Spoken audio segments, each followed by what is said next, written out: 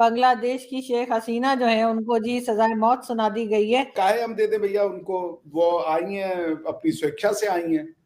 हमारे यहाँ वो पॉलिटिकल वो हैं, क्या नाम है, रिफ्यूजी है, उनकी असाइलम है, हम कैसे दे दें। हमारे ऊपर तो इंटरनेशनल लॉ में जो है एक कॉन्सेप्ट होता है रिफ्यूजी लॉ में, उसको कहते हैं doctrine of non refoulement. Doctrine of non refoulement ये कहता है कि यदि आपने किसी को रिफ्यूज या असाइलम का स्टेटस दे दिया है तो आप उस व्यक्ति को अगर नहीं भी दिया है तो आप उस व्यक्ति को उस देश में नहीं भेज सकते जिस देश में उसको उसकी जान का खतरा हो। बांग्लादेश की पूर्व पीएम शेख हसीना को बांग्लादेश की कोर्ट ने मौत की सजा सुनाई है। कि उनके परिवार का ऑलरेडी प्रोसिक्यूशन हो रखा है, उनके पूरे परिवार को मारा जा चुका है, तो आप इस तरीके से सीधा प्रोसिक्यूट कर दिया। और वो उनके एक्स पार्टे वो है ही नहीं वहां पे। एक बंदा जो अपने आप को डिफेंड करने के लिए कोर्ट में नहीं है, आपने उसके अगेंस्ट में एक्स पार्टे डिसीजन दे दिया वन साइडेड। क्या ये फेयर ट्रायल है? बांग्लादेश की इंटरनेशनल क्राइम ट्रिब्यूनल ने शेख हसीना को मानवता के खिलाफ अपराध का दोषी मानते हुए मौत की सजा सुनाई है। शेख हसीना को 2 आरोपों में मौत की सजा सुनाई गई है। मुझे ये लग रहा है कि भारत भी उनका साथ देगा, क्योंकि जब उनकी गवर्नमेंट थी शेख हसीना की तो भारत के साथ उनके टर्म्स बहुत अच्छे थे और इसीलिए भारत में वो रह भी रही है। इकोनॉमिक डेवलपमेंट करने वाली लेडी जिसको की प्राइज मिलना चाहिए for stabilising Bangladesh economy and then put it on the international map for human development indexes and all, आज वो सजाए मौत हो गई। यही प्रॉब्लम है, मैं कह रहा हूँ, सारी इस्लामिक कंट्री की प्रॉब्लम है। आज ऐसी हालत है कि बांग्लादेश के पास ना तो वो पावर की सुविधा है, ना डीजल की सुविधा है, ना कपास की सुविधा है, ना पोर्ट और लॉजिस्टिक्स की सुविधा है जो भारत ने उनको प्रोवाइड करके रखा था। कहीं ना कहीं आप ये देखिए कि अगले साल तो गंगा वाटर ट्रीटी का भी रिन्यूअल आ रहा है। इसी कारण बांग्लादेश के अंदर एक तरह से अभी लोगों को एक तरह से डर सता रहा है कि मोहम्मद यूनुस अगर सत्ता में रहे और उन्होंने कभी अगर इलेक्शन नहीं कराया तो उनको प्रॉब्लम आएगा। भारत भी वहां पर बांग्लादेश के अंदर तो एक इलेक्टेड सरकार के साथ नेगोशिएशन करना चाहती है, उनको यूनुस से मतलब भी नहीं है। कहीं ना कहीं भारत ने उनको रिकॉग्नाइज भी नहीं किया है। The only point is that कि रेडिकल इस्लामिस्ट ने टेक ओवर कर लिया और वो इनसे बदला लेना चाहते हैं, क्योंकि इन्होंने मुस्लिम लीग के जितने और रजाकार जितने थे इसी इंटरनेशनल क्रिमिनल ट्रिब्यूनल जो बांग्लादेश में है उसके थ्रू उन्होंने उनको सजाए मौत और दूसरी सजाएं दिलवाई हैं। ये रेट्रिब्यूशन है, ये किसी भी तरीके से प्रोसिक्यूशन नहीं है। प्रोसिक्यूशन में दोनों पार्टीज को चांस दिया जाता है, ये तो यहाँ बैठी हुई है। तो ये आप समझ लीजिए कि किसी भी तरीके से ये उचित नहीं होगा कि जो हमारी मतलब सरकार है वो उनको वहां भेजे। उनकी जीवन को खतरा है, उनके परिवार को ऑलरेडी एक बार मारा जा चुका है। आप बांग्लादेशियों पे ट्रस्ट नहीं कर सकते। सबसे ज्यादा इस वक्त जो खबर चल रही है वो है बांग्लादेश की शेख हसीना की।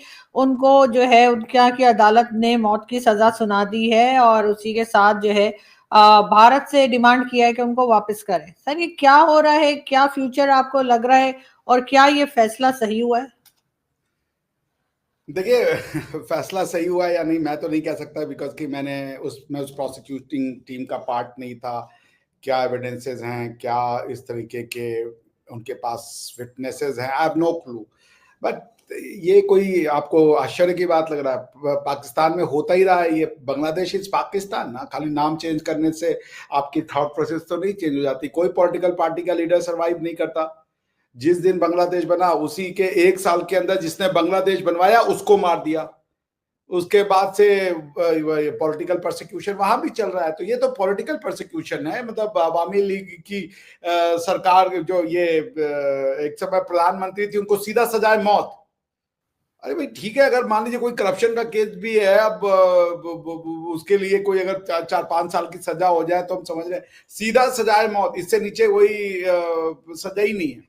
और क्यों भैया उनको, क्योंकि सो कॉल्ड ये रॉयट वाले केस में किया ना, जो अभी बांग्लादेश में हुआ था ढाका में, तो वो तो अपनी प्रधानमंत्री पद की जो है रोल निभा रही थी, उनको तो वैसे भी इम्यूनिटी होना चाहिए था। तो देखिए ये एक, अब इसको मैं कैसे सर 1400 लोगों की जाने भी गई थी सर, ये भी मत भूलिए। अरे भाई तो वो लीडर है, वो उन्होंने जानबूझ के मरवाया क्या? अगर आप लॉ एंड ऑर्डर को अपने हाथ में लोगे तो आपको फिर ऐसे एक्शन लेने पड़ते हैं। आप अगर तख्ता पलट नहीं हुआ तो क्या ये जो जो जो हुआ बांग्लादेश में, क्या वो ऑर्केस्ट्रेटेड नहीं था? आखिर उनको अपनी जो पोजीशन थी वो तो छोड़ना पड़ा ना। अब वो कॉन्स्टिट्यूशनली सोर्न इन प्राइम मिनिस्टर थी, उनकी तो ड्यूटी थी कि लॉ एंड ऑर्डर को मेंटेन करे। तो लॉ एंड ऑर्डर को आप कैसे मेंटेन कीजिएगा? ये तो एक ट्रैप था अमेरिका का, वो उसमें फंस गई। शायद इस बात को हसीना जी समझ नहीं पाई and she fell for a trap कि ये पूरा का पूरा एक orchestrated law and order problem create की गई, एक ऑर्केस्ट्रेटेड प्रॉब्लम सोसाइटी में क्रिएट की गई। उसके बाद लोगों को लाया गया जमीन पे।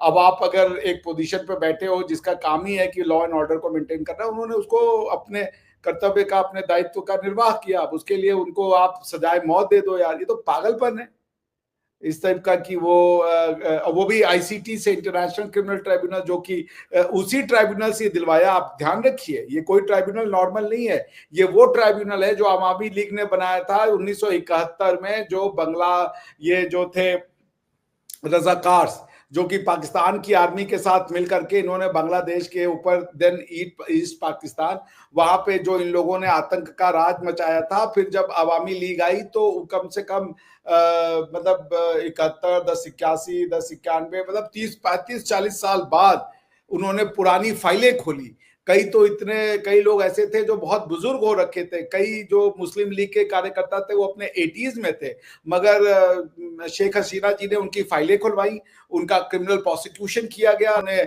क्रिमिनल अकाउंटेबिलिटी तय की और उसके बाद क्रिमिनल ट्राइब्यूनल बनाया और उसने उनको सजा दिलाई। उसी ट्राइब्यूनल से इनको सजा दिलवाई गई है। तो ये एक सोची समझी साजिश है आरजू जी, और ये अनफॉर्चुनेट है। ये जब तक ये आप देख लीजिए दोनों तरफ से, चाहे ईस्ट पाकिस्तान हो चाहे वेस्ट पाकिस्तान हो, दोनों में ही वो करेंगे। डेमोक्रेसी, देखिए मैं बार बार कहता हूं, डेमोक्रेसी इलेक्शन करवाने से नहीं आता, डेमोक्रेसी एक माइंडसेट है। नमस्कार दोस्तों, जय हिंद। हिंदुस्तान 2.0 में आपका स्वागत है। बांग्लादेश की पूर्व प्रधानमंत्री शेख हसीना को मौत की सजा सुना दी है। 2024 में उनकी सरकार के खिलाफ व्यापक विरोध प्रदर्शनों के दौरान किए गए मानवता के विरुद्ध अपराधों के लिए सोमवार को एक विशेष न्यायाधिकरण द्वारा उनकी अनुपस्थिति में मौत की सजा सुना दी गई। पिछले वर्ष 5 अगस्त को अपनी सरकार गिरने के बाद से भारत में रह रही है। शेख हसीना को अंतर्राष्ट्रीय अपराध न्यायाधिकरण बांग्लादेश ICTBD ने सजा सुनाई है। बांग्लादेश में सुनाई गई सजा पर शेख हसीना ने कहा कि मेरा पक्ष नहीं रखा गया है। यह निर्णय ऐसे ट्रिब्यूनल ने सुनाया है जिसे एक गैर निर्वाचित सरकार चला रही है। उसके पास जनता का कोई जनादेश नहीं है। ये पूरी तरह गलत है। शेख हसीना ने बांग्लादेश को तरक्की दी है। उन्होंने बांग्लादेश की अर्थव्यवस्था को मजबूत किया और बांग्लादेश के हित में कार्य किया, फिर भी उनको मौत की सजा सुनाई गई। शेख हसीना भी भारत में रह रही है। बांग्लादेश सरकार ने भारत को शेख हसीना के अपने देश लौटने को कहा है, लेकिन क्या भारत शेख हसीना को बांग्लादेश भेजेगा, यह भी एक सवाल है। इसी बीच पाकिस्तान मीडिया चर्चा कर रहा है कि भारत शेख हसीना को बांग्लादेश नहीं भेजेगा क्योंकि वह उनकी जान को खतरा है। जहां किसी का पक्ष रखे बिना मौत की सजा सुना देना यह सही फैसला नहीं है।